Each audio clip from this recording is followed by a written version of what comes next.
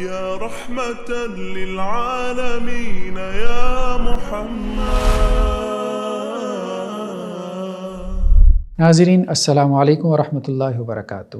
سیرت project season 4 episode 33 قریش کی شکست اور واپسی. غزوہ خندق کے دنوں میں رسول اللہ صلی اللہ علیہ وسلم خود بھی گشت فرمایا کرتے تھے. سیدہ ام سلمہ رضی اللہ عنہا کا بیان ہے کہ رات کے وقت جب کہ آپ آرام فرما رہے تھے آپ نے ایک دہشت کی آواز سنی. کوئی کہہ رہا تھا یا خیل اللہ، اے اللہ کے لشکر. یہ مہاجرین کا کوڈ ورڈ تھا. واقعی کی روایت کے مطابق آپ علیہ الصلاۃ والسلام خیمے سے باہر تشریف لائے اور حضرت عباد بن بشر کو خبر لانے کو بھیجا. انہوں نے خبر دی کہ عمر بن عبد ود نے مشرکین کے ایک دستے کے ساتھ خندق پار کر لیے اور مسلمانوں کے ساتھ ان کی لڑائی جاری ہے.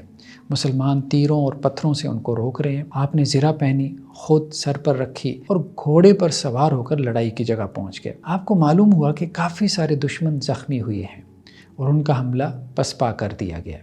آپ علیہ الصلاۃ والسلام واپس تشریف لائے. تھوڑی دیر بعد دوبارہ خوفناک آواز سنائی دی تو آپ نے پھر عباد بن بشر کو بھیجا.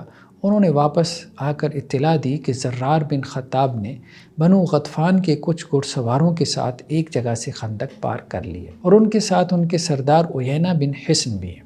مسلمان ان پر تیر اور پتھر برسا رہے ہیں. آپ نے دوبارہ زرہ پہنی، خود سر پر رکھی یعنی ہیلمٹ، اور گھوڑے پر سوار ہو کر اس جگہ پہنچے اور صبح تک وہیں رہے. واقدی اور ابن ہشام کی روایت میں ہے کہ ایک مشرک عامر بن عبد ود نے خندق پار کرنے کے بعد لڑائی کی دعوت دی. حضرت علی رضی اللہ عنہ اس کے مقابلے کو نکلے اور یہ جہنم واصل کر دیا گیا.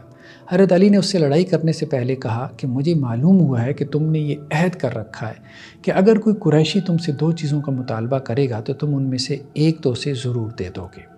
اس نے کہا کہ ایسا ہی ہے. حضرت علی نے اسے اسلام کی دعوت دی اور اللہ اور اس کے رسول کی اطاعت کی دعوت دی. اس نے دونوں چیزوں سے انکار کر دیا. حضرت علی نے لڑائی میں اس کو قتل کر دیا. یہ صورتحال دیکھ کر اس کے ساتھی واپس بھاگے تو مسلمانوں کے ایک دستے نے ان کا پیچھا کیا. ان میں نوفل بن عبداللہ بن مغیرہ کو حضرت زبیر نے قتل کر دیا. اکرمہ بن ابی جہل اور حبیرہ بن ابی وہب اور زرار بن خطاب نے واپس جا کر ہی دم لیا. اپنے کسی سردار کی لاش کے بدلے میں مشرکین نے مسلمانوں کو 12,000 درہم یا 100 اونٹوں کی پیشکش کی تو آپ علیہ السلام نے وہ لاش ویسے ہی ان کے حوالے کر دی اور کہا کہ یہ خبیث لاشا ہے اور اس کی دیت بھی خبیث ہے. حضرت سعد بن معاذ رضی اللہ عنہ کی زرہ چھوٹی تھی اور ان کے بازو اوپن یعنی کھلے ہوئے تھے.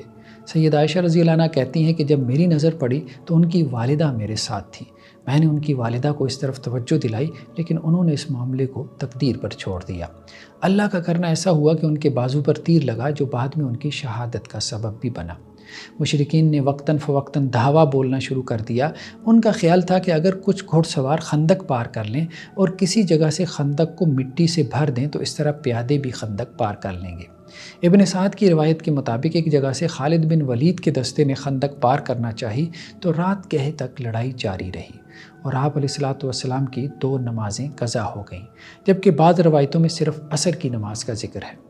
پھر ایک اذان کے ساتھ آپ نے 4 نمازیں جمع کیں. حضرت خالد بن ولید کے حملوں میں ایک صحافی طفیل بن نعمان شہید ہو گئے تھے کہ جنہیں وحشی بن حرب نے تاگ کر نیزہ مارا تھا. واقدی کی روایت کے مطابق ایک رات اندھیرے میں کچھ مسلمانوں کی غلط فہمی سے ان کے اپنے ہی ساتھیوں سے جھڑپ ہو گئی جس سے بعض مسلمان زخمی اور بعض شہید ہو گئے. آپ علیہ السلام نے فرمایا کہ تمہارے شہید جنت میں ہیں اور زخمی اللہ کی راہ میں.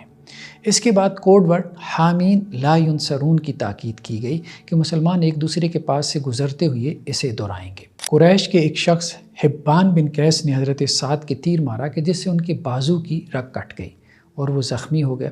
آپ علیہ السلام کے پہرے داروں میں عباد بن بشر اور حضرت زبیر تھے. صحیح بخاری کی روایت میں ہے کہ ایک رات آپ نے خواہش کا اظہار کیا کہ کاش کوئی نیک اور صالح آدمی آج رات کا پہرا دے تو میں کچھ آرام کر لوں. اسی اثناء میں حضرت سعد بن ابی وقاص حاضر ہو گئے. حضرت ام سلمہ سے روایت ہے کہ سب سے زیادہ پہرا عباد بن بشر نے ہی دیا تھا. مسند احمد کی روایت میں ہے کہ بے چینی کے اس عالم میں صحابہ کرام نے آپ سے دعا پوچھی تو آپ نے فرمایا اللہم استر عوراتنا وآمر روآتنا. اسی موقع پر آپ علیہ السلام نے کہا تھا کہ دشمن سے ملاقات کی تمنا نہ کرو لیکن جب جنگ تھوپ دی جائے تو پھر ڈٹ جاؤ اور جان رکھو کہ جنت تلواروں کے سائے تلے ہے. اے کتاب کے نازل کرنے والے، بادلوں کے چلانے والے، گروہوں کو شکست دینے والے، انہیں شکست دے اور ہماری مدد فرما۔ اللہم منزل الکتاب و مجری السحاب و حازم الاحزاب اہزمہم وانصرنا علیہم۔ نعیم بن مسعود کا تعلق بنو غطفان کی شاخ بنو اشجع سے تھا۔ وہ ایمان لے آئے تھے لیکن اپنا اسلام چھپایا ہوا تھا۔ ان کی بنو قریظہ سے بھی دوستی تھی۔ دوران محاصرہ ہی انہوں نے اسلام قبول کر لیا تھا اور آپ علیہ السلام کی خدمت میں حاضر ہوئے کہ میرے لائق کوئی کام ہو تو عرض کریں۔ واقدی اور ابن ہشام کی روایت میں ہے کہ آپ نے فرمایا کہ حسن تدبیر سے دشمن کو ہم سے پھیر دو، اور جنگ چال اور تدبیر ہی کا نام ہے۔ یہ بنو قریظہ کے پاس گئے اور ان کا رازداں بنتے ہوئے انہیں کہا کہ نقصان کی صورت میں قریش اور بنو غطفان تو واپس چلے جائیں گے اور تم مقامی لوگ ہو، مدینہ کے رہنے والے ہو، لہذا مسلمانوں سے مار کھانے کے لیے باقی رہ جاؤ گے۔ بس اپنے تحفظ اور سیکیورٹی کے لیے قریش کے چند سرداروں کو اپنے پاس رہن رکھوانے کی تجویز پیش کر دو۔ بنو قریظہ اس تجویز سے خوش ہو گئے۔ اس کے بعد نعیم بن مسعود قریش کے پاس گئے اور ابو سفیان سے کہا کہ بنو قریظہ مسلمانوں سے عہد شکنی پر نادم اور ڈرے اور سہمے ہوئے ہیں۔ اب وہ قریش کے 70 سردار یرمغال بنا کر مسلمانوں کے حوالے کرنا چاہتے ہیں تاکہ اپنی اس غلطی کا ازالہ کر سکیں۔ اس کے بعد وہ بنو غطفان کے پاس گیا اور کہا کہ بنو قریظہ جنگ میں اپنے تعاون کے عوض تم سے یرغمالی مانگیں گے تاکہ انہیں مسلمانوں کے حوالے کر سکیں، لہٰذا ایسا کام بالکل نہ کرنا کہ اپنے لوگ ان کے حوالے کر دینا۔ بنو قریظہ کی طرف سے غسال بن سموئیل قریش کے پاس آیا اور معززین قریش کی یرغمالی کی بات کی تاکہ نقصان کی صورت میں قریش انہیں اکیلا چھوڑ کر نہ جائے۔ قریش نے خاموشی اختیار کی تو بنو قریظہ کا وفد ناکام لوٹ گیا۔ حضرت نعیم نے دوبارہ بنو قریظہ کے پاس جا کر کہا کہ ابو سفیان نے کہا کہ میں تو ان کو بکری کا بچہ بھی نہ دوں گا، چاہے جائے کہ اپنے سردار ان کے حوالے کروں اور انہیں مسلمان قتل کر دیں۔ حضرت نعیم نے انہیں تجویز دی کہ وہ جنگ نہ کریں تو مسلمان ان کو معاف کر دیں گے، البتہ جنگ کی صورت میں نہیں چھوڑیں گے۔ ادھر ابو سفیان نے تحقیق کی غرض سے اکرمہ بن ابی جہل کو بنو قریظہ کی طرف بھیجا اور انہیں کہا کہ پیچھے سے مسلمانوں پر حملہ کر دو، تو بنو قریظہ نے کہا کہ کل ہفتے کا دن ہے، ہم حملہ نہیں کر سکتے۔ ابو سفیان نے حیی بن اخطب سے کہا کہ تیری قوم کے وعدے کہاں گئے؟ اس نے کہا یہود میں قانون ہے کہ ہفتے کے دن لڑائی کرنا گناہ کا کام ہے۔ یہود کی ایک جماعت نے ہفتے کو صرف مچھلی پکڑی تھی تو خدا نے ان کو خنزیر اور بندر بنا دیا تھا۔ اس پر ابو سفیان نے تعجب سے کہا کہ میں بھی خنزیروں اور بندروں کے بھائیوں سے مدد کی امید لگائے بیٹھا ہوں۔ حیی بن اخطب یہاں سے اٹھ کر بنو قریظہ کے پاس چلا گیا۔ اس بات چیت کے نتیجے میں قریش اور بنو قریظہ کے دلوں میں دراڑ اور تفرقہ پڑ گیا۔ اسی دوران زبردست آندھی اور طوفان آیا، خیمے اکھڑ گئے، دیگیں الٹ گئیں، آگ بجھ گئی۔ آندھی اور طوفان کے ساتھ فرشتوں کا بھی نزول ہوا تھا۔ ابو سفیان نے واپسی کا اعلان کیا تو بنو غطفان نے بھی واپسی کا فیصلہ کر لیا۔ یہ محاصرہ 20 سے 30 دن تک جاری رہا تھا۔ بعض نے کہا کہ 24 اور بعض نے 30 دن بھی کہا ہے۔ حضرت حذیفہ سے مروی ہے کہ کسی کوفی نے ان سے پوچھا کہ کیا آپ نے رسول اللہ صلی اللہ علیہ وسلم کو دیکھا ہے اور ان کی صحبت میں رہے ہیں؟ تو حضرت حذیفہ نے کہا ہاں۔ اس کوفی نے پوچھا کہ آپ نے ان کی کتنی خدمت کی ہے؟ تو حضرت حذیفہ نے کہا کہ ہم نے آپ علیہ السلام کی خوب خدمت کی۔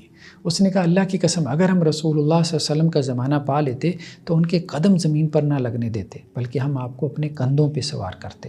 اس پر حضرت حذیفہ نے اسے جواب دیا کہ سنو، شدید سردی کی رات تھی، ہم نے آپ علیہ السلام کے ساتھ رات کی نماز ادا کی، آپ نے سب کے پاس جا کر ان کی خیریت معلوم کی، میرے پاس بھی آئے جبکہ میرا کپڑا میرے گھٹنوں سے نیچے نہ تھا اور میں سردی کے مارے ٹھٹر رہا تھا، اوپر سے بھوک نے بھی ستا رکھا تھا، اور کہا کہ کون ہے جو ہمارے لیے مشرکین کی خبر لائے اور جنت میں ہمارا ساتھی ہو۔ آپ علیہ السلام نے جب یہ کہا تو کوئی بھی کھڑا نہ ہوا۔ آپ علیہ السلام نے مجھے پکارا اور کہا کہ دشمن کی صفوں میں گھس کر معلومات لے کر آؤ اور از خود کوئی کام مت کرنا اور انہیں میرے خلاف مت بھڑکا دینا۔ حضرت حذیفہ رضی اللہ عنہ رات کے اندھیرے میں مشرکین کے لشکر میں گھس گئے۔ ابو سفیان نے تقریر شروع کی تو پہلے کہا کہ اپنے دائیں بائیں دیکھ لو کہ کوئی دشمن کا جاسوس تو نہیں۔ حضرت حذیفہ کہتے ہیں کہ میں نے فوراً دائیں والے سے پوچھا کہ تم کون ہو؟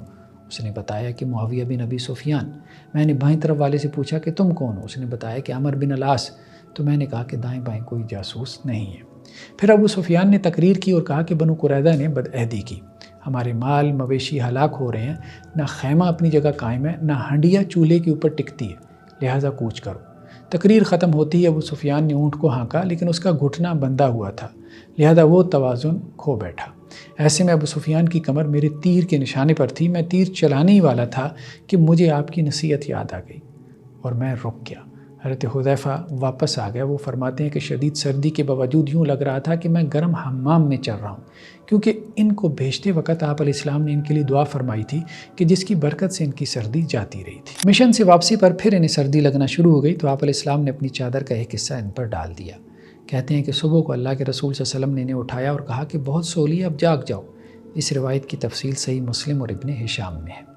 واقعی کی روایت میں ہے کہ جاتے وقت ابو سفیان نے خط لکھا جس کا مضمون یہ تھا کہ لات اور عزا کی قسم، ہم آپ علیہ السلام کو مٹانے کے لیے آئے تھے لیکن آپ نے خندق بنا لی اور لڑائی کو پسند نہ کیا. کاش مجھے معلوم ہو جائے کہ آپ کو یہ تدبیر کس نے سکھلائی تھی.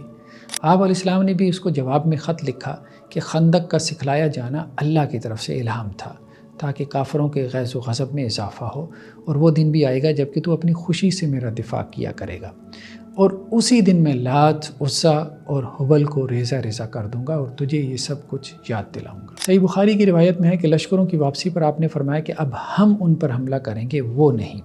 غزوہ خندق میں 5 سے 7 افراد شہید ہوئے کہ جن میں سعد بن معاذ، انس بن اوس، عبداللہ بن سہل، طفیل بن نعمان، ثعلبہ بن غنمہ اور کعب بن زید رضی اللہ عنہم شامل ہیں.